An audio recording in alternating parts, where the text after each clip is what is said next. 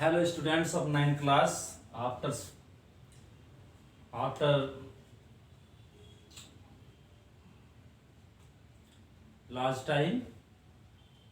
long time, we will start your physics class. Okay, and first chapter of physics is motion.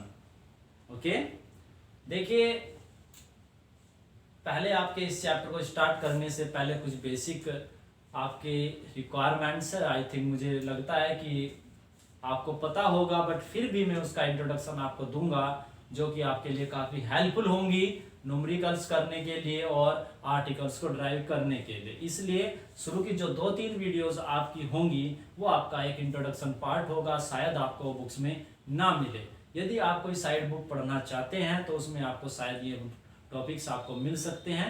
तो पहले मैं इन कुछ introduction type topics को आपको कराऊंगा, उसके बाद आपका मोशन स्टार्ट होगा जिसमें आपका डिस्टेंस होगी, डिस्प्लेसमेंट होगा, वेलोसिटी होगी, स्पीड होगा और उससे रिलेटेड कुछ आर्टिकल्स होंगे। क्लियर है ना? तो पहले हम आपका जो बेसिक है उसे थोड़ा सा स्ट्रॉन्ग करने की कोशिश करेंगे जिससे कि आपको किसी हायर क्लास में जाने पर कोई प्रॉब्लम ना हो, क्योंकि वहाँ पर ये आपको रिपीट नहीं कराई जाएंगे। ओके, तो यदि आपको कोई डाउट हो तो मेरे व्हाट्सएप नंबर पर आप कमेंट करके पूछ सकते हैं या यूट्यूब पर कमेंट कर सकते हैं। और मेरे यूट्यूब चैनल को आप सब्सक्राइब जरूर कीजिए और खासकर 9th क्लास के बच्चों के लिए कि ज़्यादा से ज़्यादा यूट्यूब चैनल को सब्सक्राइब करें और वीडियोस को जरूर देखें पूरा, जब भी आपको कुछ फ़ायदा होगा। तो चलिए स्टार्ट करते हैं मोशन से रिलेटेड पहले टॉपिक। तो देखिए हम बात कर रहे हैं साइंस का एक टॉपिक है आपका जिसकी हम बात कर रहे हैं। तो हमारा जो सब्जेक्ट है वो है आपका साइंस, और साइंस में आपके पास जो है मेनली 3 पार्ट्स होते हैं, जिसमें हमारा पार्ट है फिजिक्स और सेकंड पार्ट आपका होता है केमिस्ट्री और आपका नेक्स्ट पार्ट होता है बायोलॉजी। ओके, तो यहाँ पर हम जो स्टडी कराएंगे आपको वो है आपका फिजिक्स। तो ये हमारा टॉपिक होगा। देखिए मैं मिक्स लैंग्वेज यूज कर रहा हूँ, तो ओके, यदि आप चाहो तो मैं टोटली इंग्लिश में भी आपके लिए यूज कर सकता हूँ, तो कमेंट करके मुझे जरूर बताइएगा। तो physics, what do you mean by physics? क्योंकि आप फिजिक्स पढ़ रहे हैं तो फिजिक्स के बारे में आपको पता होना चाहिए कि आप फिजिक्स किसे कहते हैं और किसके बारे में हम इसमें यहाँ पर पढ़ेंगे, तो तभी तो पता चलेगा। तो फिजिक्स क्या है? आपका एक नेचर है। देखिए हम नेचर जो हमारे चारों की जो सराउंडिंग्स है उसमें आपको पता है कि कुछ ना कुछ लगातार होता रहता है, और वो जो कुछ होता है वो कहीं ना कहीं किसी ना किसी नियम के अनुसार लॉज के अकॉर्डिंग होता है। तो वो लॉज क्या है नेचर के, किन फिनोमिनाज के अकॉर्डिंग में होते हैं, तो उन्हीं के बारे में हम जो क्वेश्चंस है उनके आंसर हम जानने की कोशिश करेंगे। तो फिजिक्स एक ऐसी ब्रांच है साइंस की जिसमें हम स्टडी करते हैं नेचर से रिलेटेड फिनोमिनाज को, जो भी हमारी सराउंडिंग्स में होता है। ठीक है, डिटेल में मैं इसमें यहाँ पर नहीं बताऊंगा। यदि आपको इंटरेस्टिंग हो तो 11th क्लास का एक लेक्चर डला हुआ है इसी टॉपिक पर, तो आप वहाँ से डिटेल में भी इसे सुन सकते हो, पढ़ सकते हैं यदि किसी का इंटरेस्ट हो। तो यहाँ पर मैं शॉर्ट में बता रहा हूँ फिजिक्स। तो यहाँ पर देख लीजिए, physics is that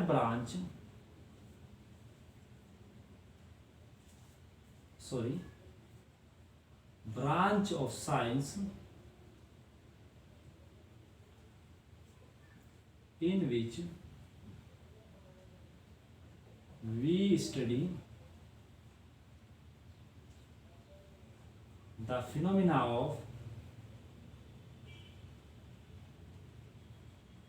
of nature.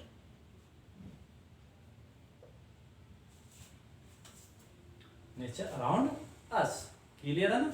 तो नेचर में जो कुछ भी हो रहा है उन्हीं के बारे में यहाँ पर जानकारी प्राप्त करनी, अध्ययन करना है। देखिए जरा, अब हम देखते हैं कि कोई आप टाइम की बात कर लीजिए, टेम्परेचर की बात कर लीजिए, या ऐसे कह दीजिए कि कोई ऑब्जेक्ट अभी यहाँ पर था तो कुछ समय बाद वहाँ पर चले गया, तो किस रूल के अकॉर्डिंग वो यहाँ से चलकर वहाँ पर गया, ऐसा क्या रूल है कि जिसके कारण हम चल सकते हैं, या किसी गेंद को ऊपर की ओर उछालते हैं और उछालने के लिए हमें कुछ वर्क करना पड़ता है, बट वो ऊपर से नीचे की ओर ऑटोमेटिक आ जाती है। इसका रीज़न क्या है, या ये कह दीजिए कि किसी फ्रूट का आपका ऊपर से टूट कर नीचे गिरना, कि वो नीचे की ओर क्यों गिरता है, इसका क्या रीज़न है। या ये कह दीजिए कि कुछ मटेरियल्स आपके लिक्विड स्टेट में मिलते हैं, कुछ मटेरियल्स आपके सॉलिड स्टेट में मिलते हैं, इसका क्या रीज़न है। ठीक है, नहीं हम बोल कैसे सकते हैं, ठीक है, हमारा जो साउंड है वो एक प्लेस से दूसरे प्लेस तक कैसे ट्रांसफ़र होता है। तो इन सभी ऐसे ऐसे क्वेश्चंस के हम आंसर जानने की कोशिश करेंगे। यहाँ पर थोड़ा बेसिक में हम बात करेंगे, थोड़ा सा ज़्यादा डीपली नहीं जाएंगे। तो कोशिश कीजिएगा और थोड़ा सा अपनी नॉलेज के बारे में मुझे भी बताइए, जिससे कि मैं आपके साथ कोइंसाइड कर सकूं। ठीक है, तो कम्युनिकेशन के लिए मस्ट है कि आप थोड़ा सा कम्युनिकेट करें, आपकी नॉलेज मेरी नॉलेज से मैच करनी चाहिए, तभी हमारा जो टीचिंग है वो थोड़ा सा स्ट्रॉन्ग होगा। तो यहाँ तक आने के बाद अब नेचर को आपको जानना है, तो नेचर को जानने के लिए आपको फिजिक्स स्टडी करना होगा। अब आपको फिजिक्स स्टडी करने के लिए किसी भी चीज़ के साथ कम्युनिकेशन बनाने के लिए आपके पास एक कम्युनिकेशन लैंग्वेज की रिक्वायरमेंट होती है। तो यदि आपको नेचर को स्टडी करना है तो उससे आपको कम्युनिकेट करना होगा और उससे आपको एक लैंग्वेज यूज़ करनी होगी। तो हम फिजिक्स में जो लैंग्वेज यूज़ करते हैं वो आपकी होती है मैथमेटिक्स।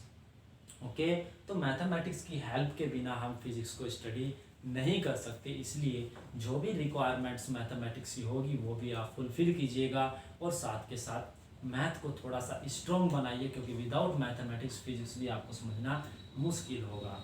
लेकिन मैथमेटिक्स की तरह नहीं सीखना है आपको मैथमेटिक्स के मीनिंग्स भी पता होना चाहिए, कि जो सिंबल्स हम यूज़ कर रहे हैं, जो ऑपरेशंस हम यूज़ कर रहे हैं, उनका हमारी डेली लाइफ, क्योंकि फिजिक्स पढ़ना है तो नेचर से रिलेट करना होगा कि उन ऑपरेशंस का हमारी डेली लाइफ में क्या मीनिंग है। जैसे आप पॉजिटिव निगेटिव की बात करते हैं, पॉजिटिव का मतलब होता है कि आपका अमाउंट में इंक्रीमेंट हो रहा है, और निगेटिव का मतलब होता है कि उसमें क्या हो रहा है, डिक्रीमेंट। तो कुछ ऐसे जो मीनिंग्स है ऑपरेशंस के, उन्हें आपको नेचर से रिलेट करना होगा। तो तुरंत वो आपका, जैसे ही आप उन्हें नेचर से रिलेट करोगे तो फिजिक्स बन जाएगा। तो चलिए, तो यहाँ पर एक सेंटेंस यूज़ करते हैं, ये भी रिमेंबर लिख करिएगा। Mathematics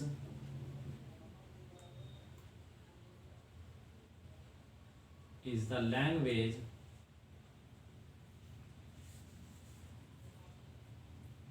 of physics and physics based on the measurement। देखिए, अब आपकी जो फिजिक्स है वो बेस्ड है मेजरमेंट पर। ठीक है, तो यहाँ पर एक sentence, physics is based on measurement.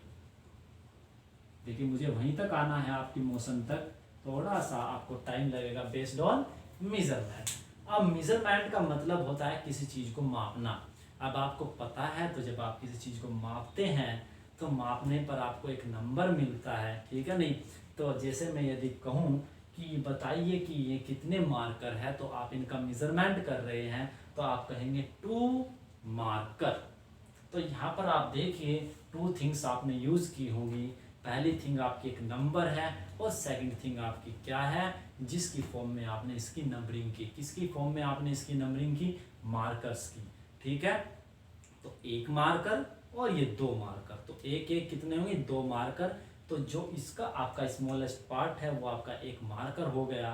तो यहाँ पर एक नंबर यूज़ कर रहे हैं, और दूसरा आपका एक नोटिफिकेशन है कि आप किसकी हेल्प से ये मेजरमेंट कर रहे हैं, तो उसे बोलते हैं हम यूनिट। ठीक है, तो दो थिंग्स की रिक्वायरमेंट है मेजरमेंट के लिए, एक आपका नंबर और दूसरा आपका क्या है, यूनिट। तो अभी डिटेल में बताऊंगा आगे चलकर, जिससे रिलेट किया जा सके न्यूमेरिकल्स को सोल्व करने के लिए। तो अब ये जो मेजरमेंट हमने किया, ये कहीं ना कोई क्वांटिटी है, मात्रा है, किससे रिलेटेड, नेचर से रिलेटेड। और नेचर से रिलेटेड जो भी क्वांटिटी आप यहाँ मेजर कर रहे हैं वो किसका पार्ट है, फिजिक्स का। तो इसलिए इस क्वांटिटी को हम बोलेंगे फिजिकल क्वांटिटी। तो आपको यहाँ पर पढ़ना क्या है, कौन सी क्वांटिटीज के बारे में स्टडी करना है फिजिक्स में, फिजिकल क्वांटिटीज। तो सबसे पहले हम स्टार्ट करते हैं आपकी फिजिकल क्वांटिटीज। देखिए मैं जो भी आपको कराऊंगा बिल्कुल बेसिक से कराऊंगा, सिर्फ आप वीडियो लगातार देखते रहिए और कमेंट जरूर कीजिए, जिससे मैं और भी ज़्यादा से वीडियो बनाऊं आपके लिए और मेरा पोटेंशियल थोड़ा सा इंक्रीज हो। Physical quantity,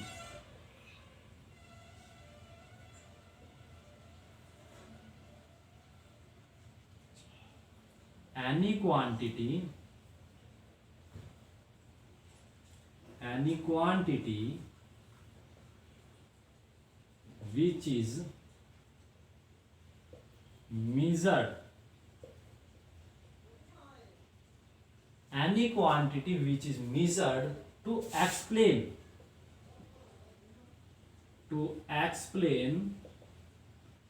any phenomena of nature is known as physical quantity। और इन फिजिकल क्वांटिटीज को हम डिफरेंट सिंबल से क्या करते हैं, रिप्रेजेंट करते हैं फॉर सिंपलिसिटी। क्योंकि यदि हम बार बार उनका नाम लिखेंगे तो काफ़ी लेंथी हो जाएगा और टाइम भी हमारा ज़्यादा इन्वेस्ट होगा, तो हम उसके लिए कुछ सिंबल्स यूज़ करते हैं। तो वो टाइम टू टाइम आपको सिंबल्स हर फिजिकल क्वांटिटी से फिर बता दिए जाएंगे। अब इनको क्यों बताया जा रहा है, अब आप देखिए कि जो आपकी फिजिकल क्वांटिटीज होती है, देखिए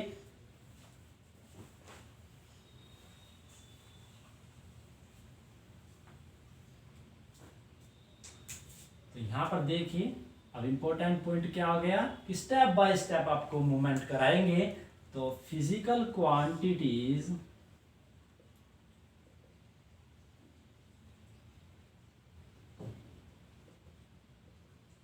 आर ऑफ, ये कह दीजिए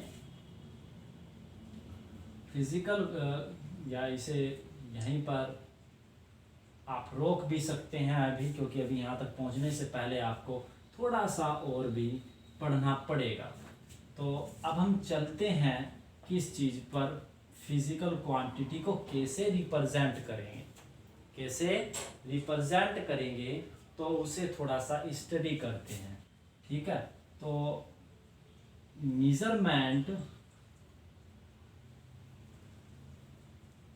मेजरिंग प्रोसेस है ना, ऐसे लिख लीजिए मेजरिंग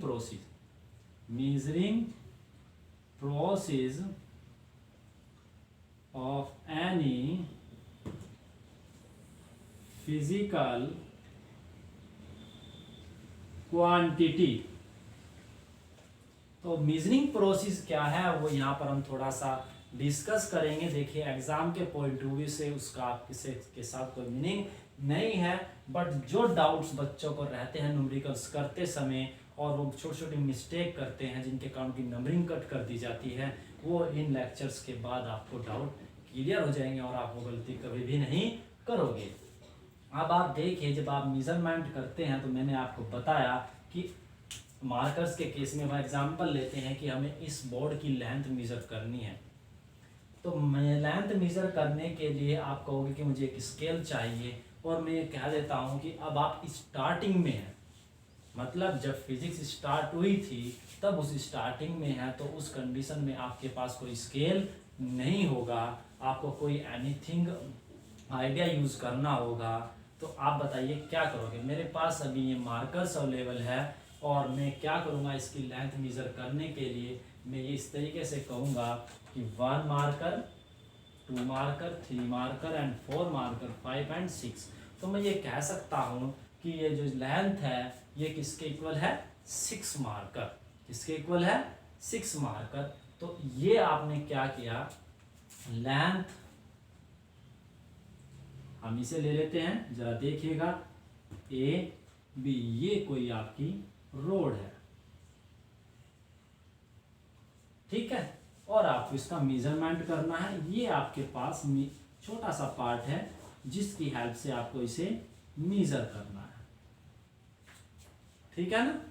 तो अब इसकी हेल्प से आपको मेजर करना है। सपोज कह दीजिए कि ये आपके पास क्या है, मार्कर, और मार्कर की हेल्प से आप इसे क्या कर रहे हैं, मेजर कर रहे हैं। तो आप ऐसे करोगे कि 1 2 3 4 5 6 एंड 7। शायद ये पूरा ना हो यहाँ तक, बट हम मानकर चलते हैं कि यहाँ तक ये 7 हो गया।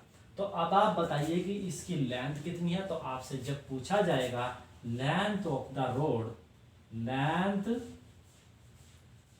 Of the road A B is equal to 7 marker. अब आप यहां पर देखिए 2 थिंग्स आपने यूज की, 1 thing is this and second thing is this. तो मार्कर क्या है कि आपका 1 पार्ट है, ये कितने हैं, 7 पार्ट। तो मार्कर क्या है, 1 पार्ट, और 1 पार्ट मीन्स 1, है ना। और 1 को आप क्या कहते हैं, एक अनदर नंबर से हम जानते हैं जिसे बोलते हैं यूनिट। क्या बोलते हैं, यूनिट। तो इसे हम बोलेंगे यहाँ पर, ये आपकी हो गई न्यूमेरिकल वैल्यू। क्या हो गया, न्यूमेरिकल वैल्यू। और सेकंड थिंग क्या हो गई आपकी, यूनिट। क्या हो गया, यूनिट, क्योंकि ये क्या है, 1 पार्ट।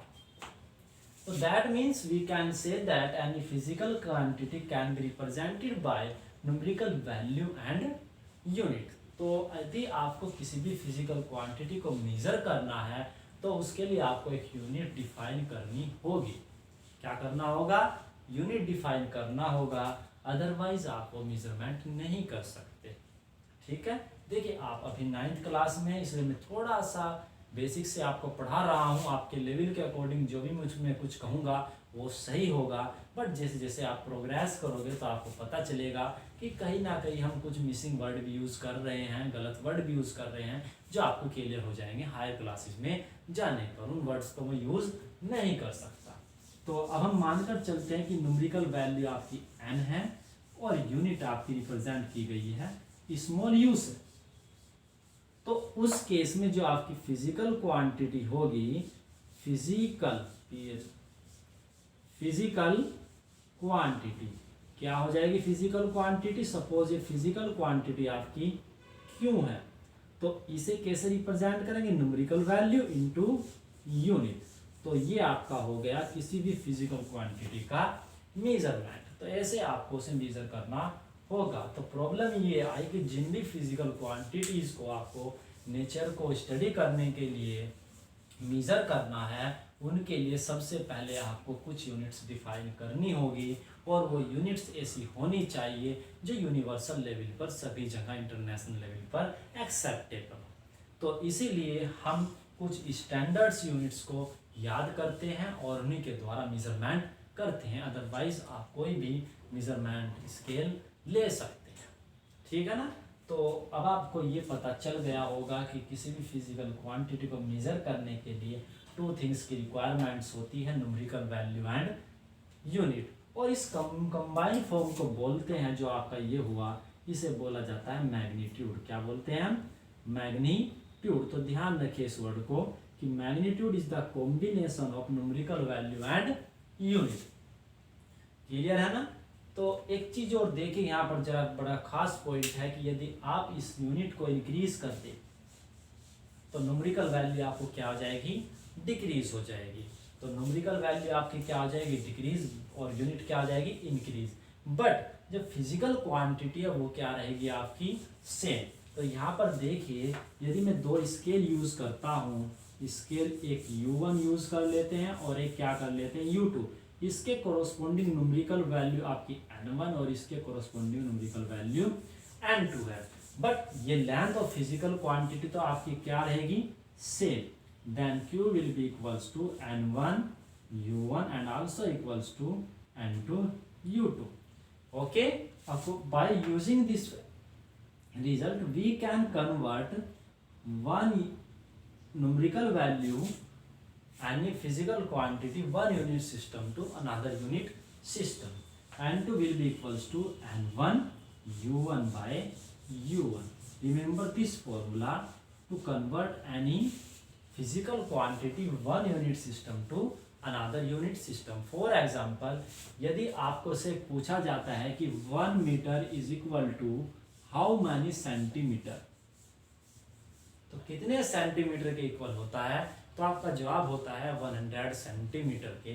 तो आप इसकी हेल्प से कैलकुलेट कर सकते हैं। यहाँ पर n1 आपका 1 हो गया, u1 आपका मीटर हो गया एंड u2 आपका सेंटीमीटर हो गया। तो 1 metre is equal to 100 centimetre. तो आप देखिए सेंटीमीटर सेंटीमीटर कैंसिल आउट हो जाएगा, तो n2 इज इक्वल टू आपका 100 आ जाएगा। बताऊंगा बाद में, आपको भी बेसिक पार्ट चल रहा है। तो ये आपका हो गया है ना। तो इसका मतलब ये हुआ कि सबसे पहले आपको कुछ ऐसी फिजिकल क्वांटिटी पढ़नी होगी जो नेचर को डिफाइन करने के लिए मस्ट है और उन्हें किसी अनदर फिजिकल क्वांटिटी की हेल्प से मेजर नहीं किया जा सकता। और फिर हम कुछ यूनिट्स को डिफाइन करेंगे।